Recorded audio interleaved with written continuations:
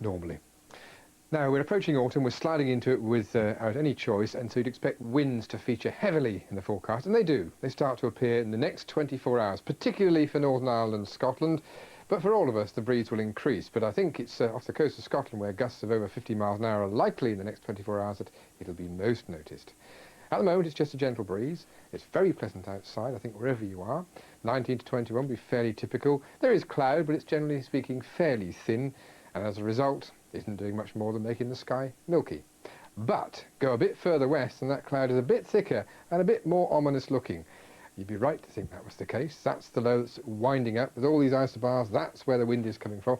The low itself skids up towards Iceland, so it never really affects us, except right on the periphery. It flings these fronts out tomorrow and indeed on Sunday. But by the time they get halfway across England, they're really very weak affairs, mainly cloud rather than anything else.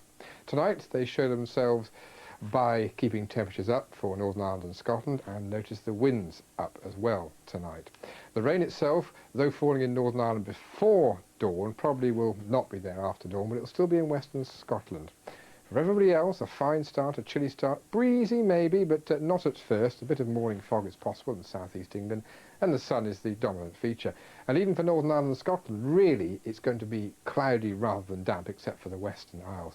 The winds could be pretty gusty in the lee of the hills of northern England during tomorrow, and possibly even Sunday. But you can add a degree or so for the temperatures, so it will feel pretty warm, and that includes Northern Ireland and Scotland, despite the cloud. It's the last night of the proms, you probably know. And of course it'll be celebrated outside, all over the place. For London and Swansea, it should be a dry and fine night. But for Belfast and Glasgow, I still think it should be a dry and fine